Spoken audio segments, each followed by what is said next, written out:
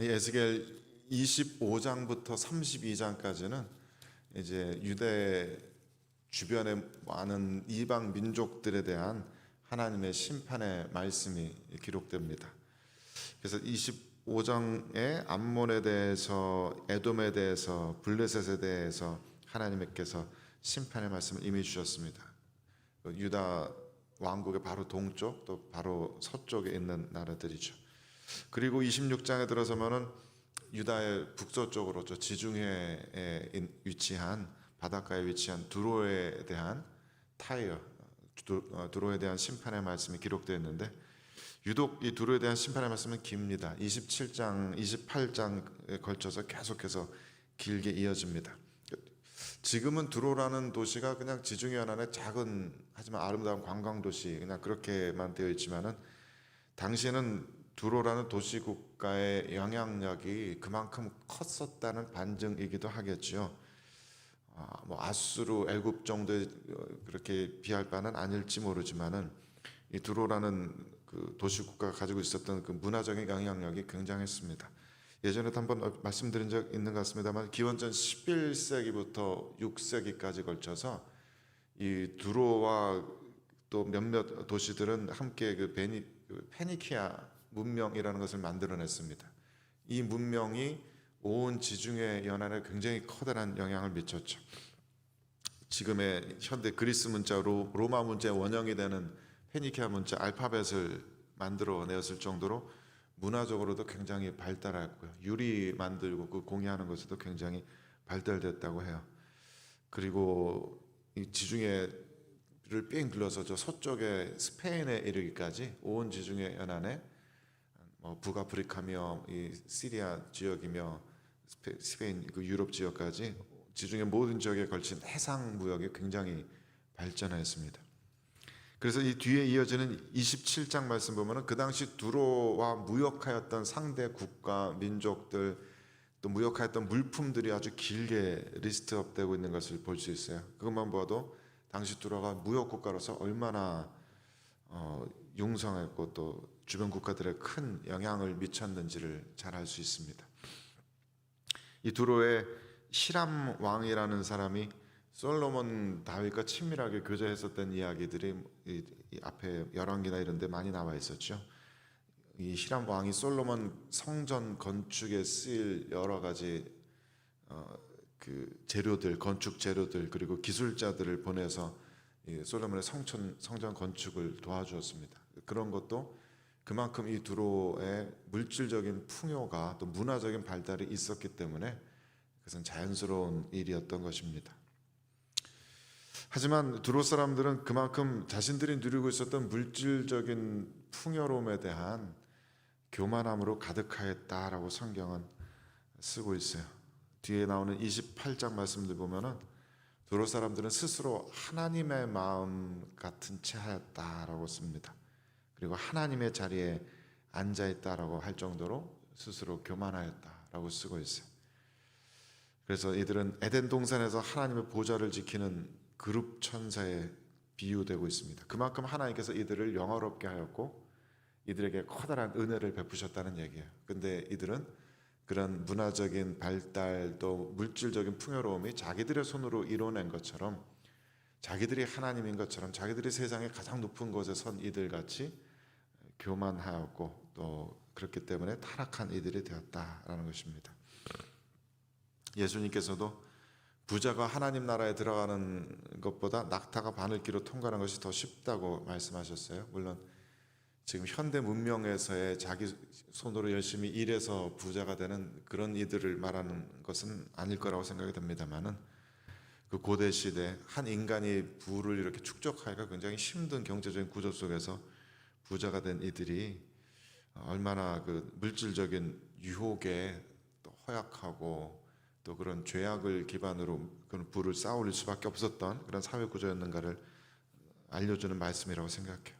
물질적인 풍요로움을 누릴수록 많은 사람들은 그런 죄의 유혹에, 교만의 유혹에 쉽게 빠질 수밖에 없게 됩니다. 저도 몇 번 간증한 적이 있습니다만, 한참 뜨거운 회심을 경험할 때 하나님께서 몇 개월 동안에 물질적인 복을 엄청나게 부어주셨던 적이 있어요. 그 덕분에 주변 사람들에게 뭐 한 달에도 막 몇천 불씩 꿔줄 정도로 뭐 좋은 일들도 많이 할 수 있었지만은 어느 순간부터인가 제 마음 가운데 그렇게 은밀한 교만이 싹트고 사람들을 이렇게 물질적인 잣대로 보고 있다는 것을 제 스스로 발견하고 너무 소스라치게 놀라고 하나님 앞에 부끄럽던 적이 있었습니다. 사람들 보면 아, 저 사람은 얼마쯤 벌겠구나, 나보다는 적게 벌겠구나, 저 사람은 뭐 나 좀 더 벌겠구나, 자꾸 그런 마음들이 자꾸 생기는 거예요. 그래서 그런 제 자신을 발견하고 하나님 앞에 너무 죄스러웠던 그런 생각이 납니다. 두로 사람들도 그런 물질적인 풍요로움이 주어지면서 그런 것들이 모두 자신의 힘으로 이룬 것처럼 그렇게 교만하여지고 하나님을 두려워하지 않게 되고 하나님을 필요로 하지 않게 되고 그런 교만의 마음들이 계속 생겼다는 겁니다. 그래서 하나님께서 두로를 심판하시는 것에는 두로의 그러한 교만의 죄악들이 분명히 있었습니다. 그런 죄악들이 겹겹이 쌓여가고 있었던 것이죠. 하지만 오늘 본문에서는 하나님께서 이 두로의 죄목을 좀 다르게 말씀하십니다. 그것은 유다의 멸망에 대한, 특히 예루살렘의 패망에 대한 이들의 반응입니다. 이들은 예루살렘이 무너지는 것을 보면서 그것을 기뻐하고 그것을 자신들의 이익을 얻을 수 있는 찬스로 여겼다는 것입니다. 2절 말씀 보면 이렇게 되어 있어요. 인자야, 두로가 예루살렘에 관해 이르기를 아하, 만민의 문이 깨져서 내게로 돌아왔도다. 그가 황폐했으니 내가 충만함을 얻으리라 하였도다. 이렇게 되어 있습니다. 말씀드린 것처럼 두로는 지중해 연안에 위치했기 때문에 해상 무역을 통해서 굉장히 많은 물자들이 들어왔어요. 근데 이것을 내륙의 여러 나라들과 유통하려면은 북이스라엘 혹은 남유다를 거쳐야만 했었죠. 그렇다고 해서 두로가 유다 왕국과 어떤 적대적인 관계를 가지고 서로 전쟁을 벌이고 이런 기록은 많지 않습니다. 그렇게 적대적인 관계까지는 아니었지만 두로와 유다 왕국은 상업적인 라이벌 관계로 여겨졌던 것 같아요. 최소한 두로는 그렇게 생각했던 것 같습니다. 애굽이나 이쪽으로 물건을 보내려면 유대 땅을 지나야 했기 때문이겠죠. 그런 상황 가운데서 유다 왕국이 바벨론에 의해서 무너진다고 하니까 이들은 잘됐다, 이제 이 이웃 유다 왕국이 망했으니까 우리가 좀 더 편하게 육상 무역에 집중하면서 많은 이익을 취할 수 있겠다라고 생각했다는 것이죠. 하지만 실제 역사는 그렇게 두로에게 유리한 쪽으로 움직이지 않았습니다. 지금 에스겔이 하나님의 말씀 받을 때가 1절 말씀 보면은 열한째 해 어느 달 초하루라고 이렇게 되어 있어요. 포로로 잡혀간 지 11년째 되는 해라는 말씀인데 이때가 BC 586년입니다. 즉 예루살렘 성전이 무너진 해죠. 어느 달인지를 쓰고 있지 않으니까 예루살렘 성전이 무너지기 직전인지 후인지는 알지 못하겠지만 아마도 문맥을 보면은 그 무너진 후인 것 같죠. 예루살렘 성이 무너진 것을 보고 기뻐했다고 하니까. 그런데 사실 이 해에 그 바벨론의 느부갓네살 왕은 예루살렘을 포위해서 점령한 것뿐만 아니라 그 뒤에 두로도 공격했어요. 그래서 그 이후에 무려 13년 동안이나 두로 성을 에워싸고서 공격하였습니다. 그래서 그동안 두로 사람들은 시를 버리고 도망쳐서 해안에서 수 킬로미터 떨어진 섬으로 완전히 피신을 해서 거기서 요새를 쌓고 버텼다고 합니다. 그리고 나중에는 그 바사 왕국에 의해서 멸망되고 지배를 받고 그 다음에 또 그리스의 지배를 받고 계속해서 이렇게 유다 왕국과 마찬가지로 완전한 쇠락의 길을 걸었죠. 그러니까 두로 성읍은 예루살렘이 함락당하는 것을 보고서 잘됐다, 쟤네들 이제 무너졌으면 우리들에게 유익이 있겠구나라고 말할 수 있는 형편이 아니었던 것입니다. 굉장히 어리석은 생각이었던 것이죠. 이들은 이때 같이 힘을 모아서 바벨론과 대항을 해도 모자랄 그런 판국이었던 거야. 이웃 나라가 폭력적인 제국의 군대에 괴롭힘을 당하고 있을 때 그것은 결코 두로와 무관한 일도 아니었고 두로에게 유익이 끼쳐지는 일도 아니었습니다.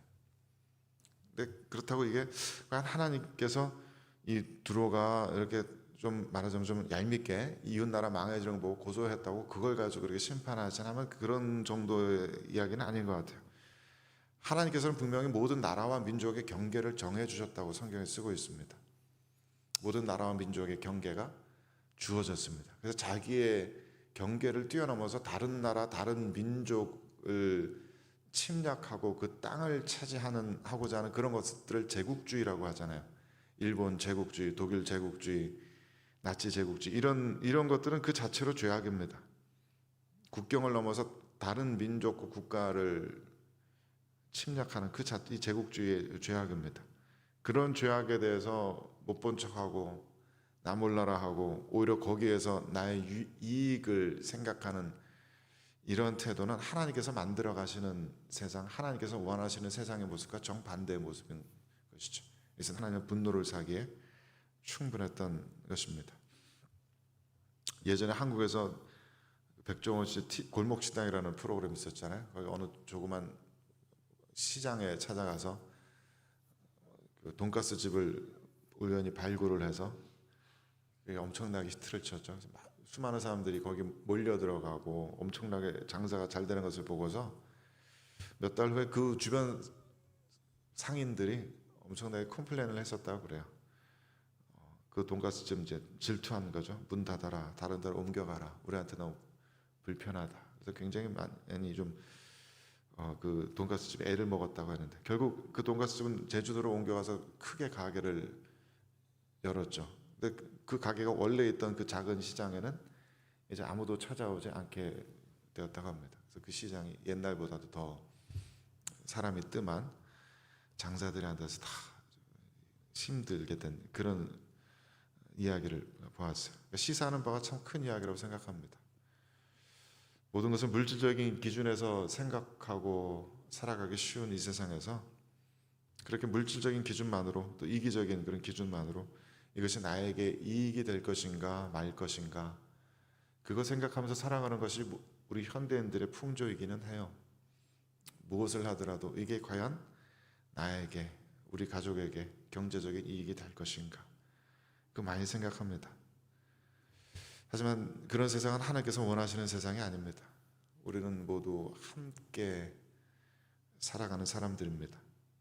하나님께서 만들어 가신 세상은 그렇게 세상 모든 피조물들이 서로 경쟁 관계가 아니라 평화롭게 공존하면서 살아가는 세상입니다. 때로는 내가 손해보고 내가 희생을 해서라도 함께 살아가야 하는 그런 세상을 하나님께서 원하세요. 이 세상의 풍조와는 굉장히 다른 그런 지향점을 주님께서는 우리들에게 보여주십니다. 그런 세상을 만들어가는 길에 있어서 이런 시기와 질투와 미움과 이기적인 태도들은 정말 커다란 장애물들이 되는 것이죠. 그래서 이 두로에 대한 이 심판의 말씀에 우리들이 살아가는 이 세대 문화를 비춰 볼 수 있고 또 그래야 된다고 생각합니다. 우리들 자신의 마음도 정직하게 비춰볼 수 있게 되길 바랍니다. 그래서 우리들만큼은 믿는 이들만큼은 이 세상 속에 살아가지만 세상과는 다른 방식으로 구별된 모습으로 예수 그리스도의 자기 희생의 좁고 험한 길을 같이 걸어갈 수 있게 되기를 주님의 이름으로 축원드립니다. 함께 기도하겠습니다.